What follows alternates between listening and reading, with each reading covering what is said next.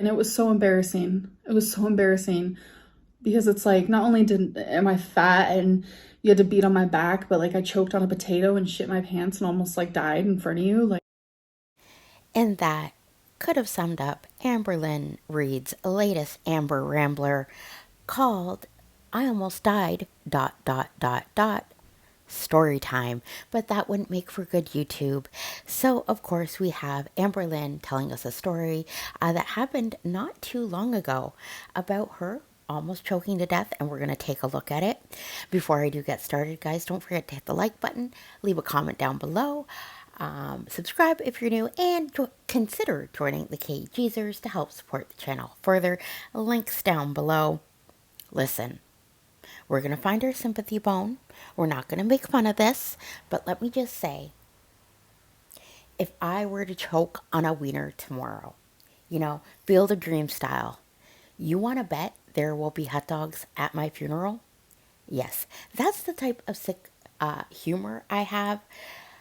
So I'm going to do my best. I'm going to do my best to be respectful, but I can't promise it. And we're going to learn a little something along the way. So let's go. Let's listen to what Amber has to say in her story. it was something that honestly traumatized me pretty bad. Okay.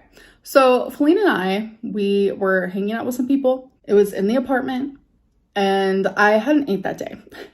I know when I say, oh, I haven't ate today yet, people like to say that I'm lying. Because when you wait a long time to eat, especially hours and hours, when you finally do eat, some people, they either eat too fast, whatever it may be, and you end up eating too much, blah, blah, blah. This was actually around the time I was still doing takeout just a few times a week, which was approved by my dietitian. Was it? I have no idea. I don't know the timeline or what she was telling us at that time. Whatever. Yes, this is black and white because it is serious, folks. Serious. Sympathy bone. And I was still slowly trying to get into the habit of ordering healthier things when I do get takeout instead of just like fried foods, bad foods, etc., etc. But I still would have a meal here or there that wasn't the greatest for you. And that day I chose seafood boil. And when I get seafood boil, it has some potatoes. It comes with like a normal side of rice. There's some shrimp, crab, sausage, a really bad habit of eating really fast. And I don't chew a lot. I need to chew my food more. It's something I have definitely been trying to work on. I take really big bites. Also something else I'm working on. These are things that I am working on. Ma'am, working on it? If I almost had a near-death experience, a potato nearly took me out. You want to bet I would be chewing like crazy? Do not procrastinate when you masticate, folks. That's all I'm saying.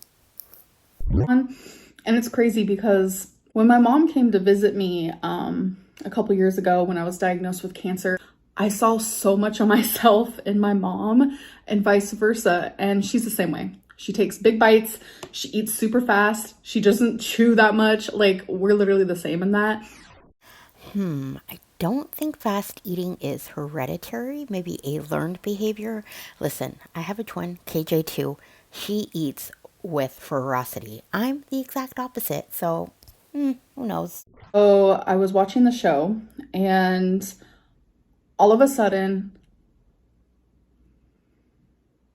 it felt like someone literally took my invisible oxygen cord of life and completely cut it off. They just took it, cut it.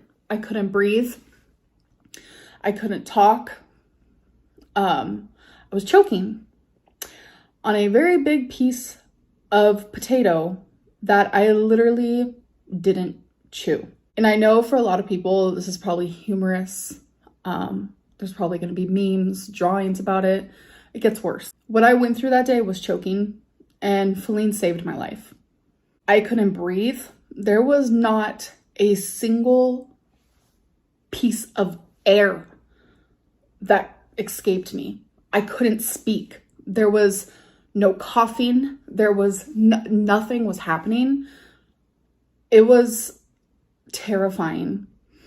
And when I realized what was happening, I started hitting on Feline's arm, going like this.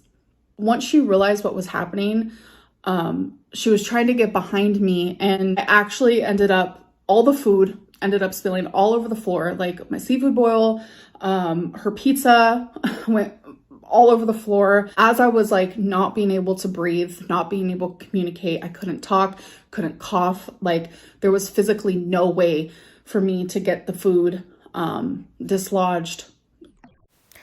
She is so lucky Feline was there and Feline was realizing what was happening rather quickly. As well, I wonder if she would know Amber she could do the self Heimlich on the back of a chair, or if that would work for her size. My whole body went cold. I started feeling like all over my body, just like needles were going inside of me. And my vision, I started seeing dots and like splotches. And this is the part that like, I literally would have died without her. I lost control of my bowels and I pooped my pants. I was like actually dying. Like people die of choking every single day. And it was honestly terrifying. If she wasn't there, I would have died. And that's like so hard for me to like wrap my head around. So obviously I'm a bigger body and I don't know if like CPR, Heimlich, whatever it may be, would have worked, but she started beating on my back, like beating. And thankfully by doing that, I think it dislodged and I ended up puking out it was like a potato this big, dislodged. It just like went across the room. And I know for a lot of people, this is going to be funny. It's going to be humorous. It's going to be something that people make usernames about and make fun of me about for a long time. But reality is I could have died that day. And that's a crazy way to go. Choking on a potato. Yeah, that's some Mama Cash shit right there. And if you know, you know, that was an urban legend that she choked on a ham sandwich.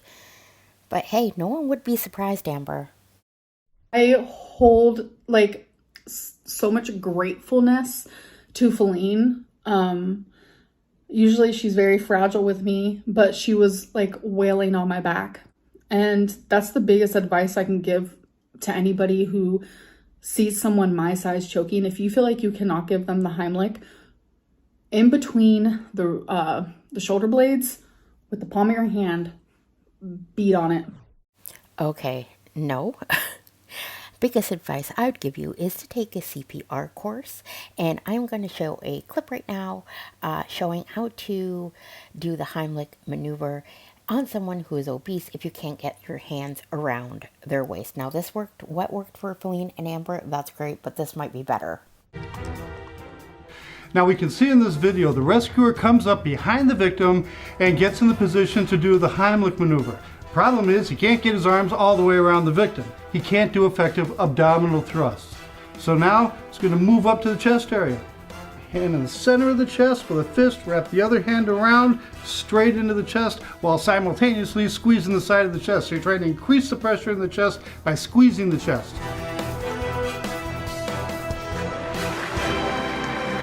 So I think what Feline did is by smacking on the back, that's what you're supposed to start off doing and then move to the Heimlich. But that's how you do the Heimlich on an obese person if you ever need to. I try harder to focus on my food while I'm eating and I try to chew more and I haven't ordered takeout as much. That situation actually made me realize like me being too big for a Heimlich maneuver, like I gotta get smaller, I gotta get healthier. And that is it, folks. That's my 2 cents. Yeah, you need to get smaller. You need to get healthier. You also need to chew your food. Now, girl, you better not eat another potato for a year. We all saw the shoe trauma. It better be equal, you know. Better have the same energy for potatoes. That's all I'm saying. Thank you guys for watching. If you that made it this far, I appreciate it. Have a good one, and I'll see you on the next one. Deuces.